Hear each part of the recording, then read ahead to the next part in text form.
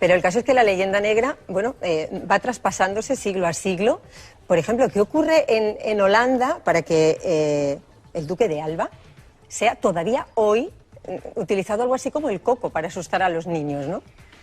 Bueno, sucede que el enfrentamiento, o sea, el choque de trenes que se produjo en el siglo XVI entre ese imperio que pretende ser paneuropeo y que se expande también por un continente desconocido, y los recién nacidos y creciendo nacionalismos, es un choque de trenes brutal. Es el choque de trenes que explica el enfrentamiento tremendo de España y del catolicismo con Martín Lutero y los príncipes alemanes. Es decir, realmente lo que subyace debajo es un problema político brutal. Y lo que subyace también es un problema político brutal, lo que sucede en los Países Bajos. Y en los Países Bajos hay una oligarquía que se niega absolutamente a acatar, digamos, una situación de integración en un proyecto europeo más grande que ellos, que era lo que Carlos V, que era el soberano legítimo de esos territorios, como luego lo fue su hijo, pretende construir. Y entonces, evidentemente, esto no puede hacerse más que denigrando no solamente al rey, sino al pueblo europeo que apoya a ese rey más que todos los demás de una manera absolutamente brutal. Y entonces ha habido que negar, por ejemplo, que el duque de Alba, que realmente lo que ocurrió en los Países Bajos fue una guerra civil. Fue una guerra civil entre neerlandeses, unos que apoyaban al rey y apoyaban esa integración en el proyecto imperial europeo común, y aquellos que defendían la secesión y el rechazo a esa unidad superior. Y entonces, claro, resulta que Alba llevaba más neerlandeses con él que neerlandeses llevaba Guillermo de Orange. Esto era tremendo, había que ocultarlo porque resulta que había que escribir de otra forma la guerra de los Países Bajos, había que escribirla como la historia de una intervención extranjera, la historia de una intervención en la que el dinero de los príncipes luteranos y el dinero inglés y el dinero francés es absolutamente determinante para hacer triunfar esa rebelión. ¿Cómo cuenta usted ahora mismo en Holanda, ¿vale?, que el duque de Alba tenía más holandeses con él que Guillermo de Orange? Esto no se podía contar. Claro, destruyendo su figura, de alguna manera. Entonces, hubo que reescribir la historia de ese conflicto como una historia de conflicto entre españoles y holandeses. No lo fue en realidad, fue una historia de conflicto en el interior de Holanda. Y la consecuencia de eso fue que aquellas poblaciones católicas, que fueron siempre partidarias del respeto a la autoridad legítima del rey y que no desaparecieron nunca en Holanda, han vivido hasta el siglo XIX sometidas a leyes de secesión, digamos, perdón, a leyes de segregación religiosa que les han impedido el acceso a la función pública, el acceso al ejército, y que los han convertido en ciudadanos de segunda. Y eso cualquiera lo puede ver, se llamaba vertwilling en holandés, o sea, la columnización de la sociedad. A esa parte de la sociedad holandesa no se la ha visto, no se la podía ver, ha sido invisible hasta el siglo XX. Está demostrado que las campañas orangistas precedieron casi 12 años el primer levantamiento, o sea, 12 años repitiéndole a la población que el rey legítimo de los Países Bajos era un engendro del demonio, 12 años repitiendo a la población que la administración que hay en los Países Bajos es española cuando no es cierto, nunca lo fue, 12 años repitiendo que esta administración os roba y se lleva el dinero a España, en fin, 12 años repitiendo una y otra vez, y no consiguió provocar esa rebelión que llevaba tanto tiempo buscando. Y cuando hereda con 12 años por la muerte del heredero legítimo, muerte prematura, cuando Guillermo de Orange hereda ese título, la familia se encuentra en una situación prácticamente de quiebra técnica, porque han acumulado, en fin, esto fue una cosa muy frecuente en la Europa del Renacimiento, en los territorios germánicos, así dicho en sentido muy amplio, que adoptaron modos de vida muy lujosos, imitando los del sur, imitando los italianos, pero claro, los italianos generaban riqueza, mientras que esta gente seguían con sistemas de producción muy medievales, que no generaban dinero suficiente como para justificar aquellos cambios en su estilo de vida. Así que los Orange-Nassau acumulaban una deuda brutal. Carlos I hizo con Guillermo lo que había hecho con otros nobles que le resultaban molestos. En su idea, que fue desde el principio la misma, de crear una unidad territorial que se llamara los Países Bajos, ¿vale? No existía nada que se llamara los Países Bajos. Los Países Bajos es una creación de Carlos I. Antes de él no existe. una unidad administrativa y territorial que tenga ese nombre. Hay una denominación geográfica muy vaga. Luego es él, en una dieta en Habsburgo, el que crea esa unidad. En la idea de compactarla para hacerla, digamos, más rica, porque los territorios que tenían esa denominación habían sido siempre enormemente conflictivos entre sí, padecían consecuencias tremendas a causa de las inundaciones, en fin, había un montón de trabajo que hacer para mejorar aquello, y Carlos I ideó el sistema de creación de una unidad político-administrativa que se llama los Países Bajos. Bien, cuando los nobles que habían controlado al modo feudal esos territorios a lo largo del tiempo percibieron que su posición de privilegio peligraba por la creciente actividad política llena de innovaciones del imperio con aquel emperador tan raro al frente, empezaron a sentirse muy molestos y no precisamente dispuestos a colaborar. Y a partir de ese momento empieza, digamos, la guerra de papel, en realidad, ¿vale? Empieza la erosión.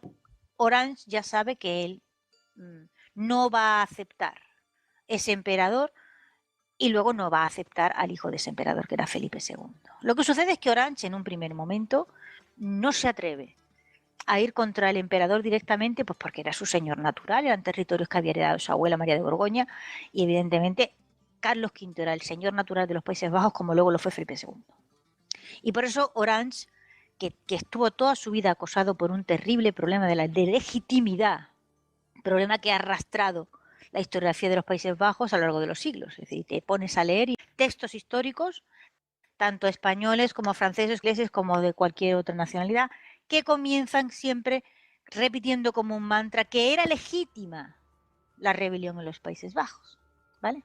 Porque ese asunto ha molestado siempre enormemente. Porque la rebelión en los Países Bajos, pues evidentemente no era legítima desde el punto de vista en que se estaba sublevando contra el poder legítimamente reconocido en aquel momento. Por ejemplo, la apología de Guillermo de Orange. Cuando la lees comprendes que lo que Orange intenta con la apología a como de lugar es la legitimación de su posición, porque la rebelión contra tu rey, contra tu señor natural, era algo terrible en aquel momento para una mentalidad que estaba cosida a las familias reinantes. Hubo que llegar hasta la Revolución Francesa para que ese tipo de rebeliones fuesen mentalmente aceptadas. Para los europeos el rey era el señor natural, el que le correspondía, y ese vínculo de lealtad era el que sostenía las naciones. Por lo tanto, Orange está atentando contra algo que verdaderamente era muy gordo, muy grave. Y claro, solamente el vínculo con el protestantismo, y por eso inmediatamente Orange se hace protestante. Y se hace calvinista, no se hace luterano. ¿Por qué?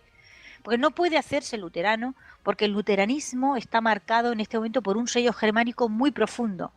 Y él lo que intenta es a toda costa sacar la mayor tajada posible de ese territorio que se viene llamando los Países Bajos, no solamente del ámbito del emperador, sino también de cualquiera otro que lo pudiera heredar o reclamar legítimamente. Por lo tanto, el luteranismo no le sirve porque está marcado ya con un sello nacionalista muy fuerte y él necesita su propio sello nacionalista, y eso se lo van a proporcionar los predicadores calvinistas.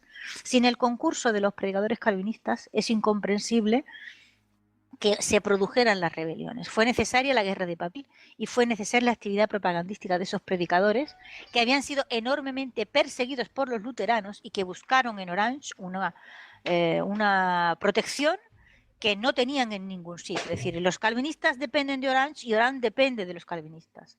Y así, apoyándose mutuamente, pudieron sacar adelante esas rebeliones, naturalmente con el apoyo de los príncipes luteranos protestantes, que no pocas, y de dinero inglés y de dinero francés, que fue muy necesario, y del enorme dinero de Ana de Sajonia, que procedía, por cierto, de las confiscaciones de la Iglesia Católica. Todo eso junto hizo que se produjesen las sucesivas rebeliones, pero hubo muchas a lo largo del tiempo. Costó mucho trabajo, muchísimo trabajo. Y no fue que los Países Bajos se salieran con la suya, no se salió con la suya Orange y consiguió simplemente segregar 4 provincias que eran muy pequeñas. Es decir, los Países Bajos que había pretendido crear Carlos V eran un territorio muy grande que englobaba lo que hoy llamamos Holanda, Bélgica, Luxemburgo, con territorios que, digamos, como el Franco Condado, es decir, territorios que pertenecían y han pertenecido a Francia y algunos también a la Alemania actualmente. Es decir, era muchísimo más grande, 10 veces más grande de lo que ahora es Holanda. Ese era, digamos, la unidad dentro del imperio que Carlos V había pretendido crear, y desde luego Orange no consiguió hacerse con ella, solo consiguió segregar una parte muy pequeña de esos territorios, y nunca hubiera podido hacerlo sin el apoyo de los franceses y de los ingleses, de su dinero y de los mercenarios que allí fueron. Es decir, una de las sorpresas más grandes para mí fue comprobar, estudiando la historia militar, que Alba, gran monstruo, digamos, por la propaganda orangista en la guerra de los Países Bajos, había tenido siempre a sus órdenes más holandeses de los que Orange había tenido. Luego hay que silenciar naturalmente lo que pasa después de la segregación de esos territorios y la situación de apartheid de las poblaciones católicas que quedaron sometidas por el calvinismo orangista, que vivieron en una situación de... esto es ley, las leyes de segregación religiosa que padecieron las poblaciones católicas.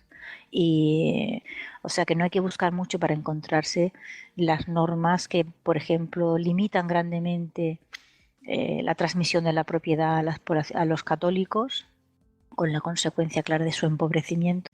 Y también en los Países Bajos la población católica llega al siglo XX muy empobrecida, y llega al siglo XX muy empobrecida pues porque habían sufrido el acoso de leyes que les habían limitado grandemente no solo el acceso, por supuesto, a la función pública, jamás. Es decir, los católicos en Alemania, ni en Inglaterra, ni en Holanda no pudieron nunca ser funcionarios, no pudieron nunca ingresar en el ejército. Tenían grandemente limitada el acceso a la educación superior. En algunos territorios era absolutamente imposible. En el caso de Gran Bretaña se llegó incluso a prohibirles salir fuera del país a hacer estudios superiores.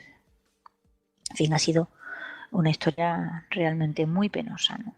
Y las persecuciones religiosas en Holanda pues fueron el pan nuestro de cada día en el siglo XVIII y en el siglo XIX. Es decir, cada vez que ocurría algo en Holanda, pero no solo en Holanda y en Inglaterra se desempaba el demonio católico, con los españoles al frente y esa iglesia de Roma, madre de todos los demonios, y se decretaba que la crisis de cereal o lo que fuera era por culpa de los influjos malignos de los católicos, y a perseguir católicos, que es muy divertido. Y algunos pues han sido muy famosos, han sido pogromos terribles, ¿no? La historia de Europa durante varios siglos se puede escribir de pogromo en pogromo de católicos en los territorios protestantes. Y el hecho de que de esto no se hable nunca en ningún sitio no significa que no haya sucedido. Cualquiera que lo quiera averiguar, lo averigua sin demasiada dificultad.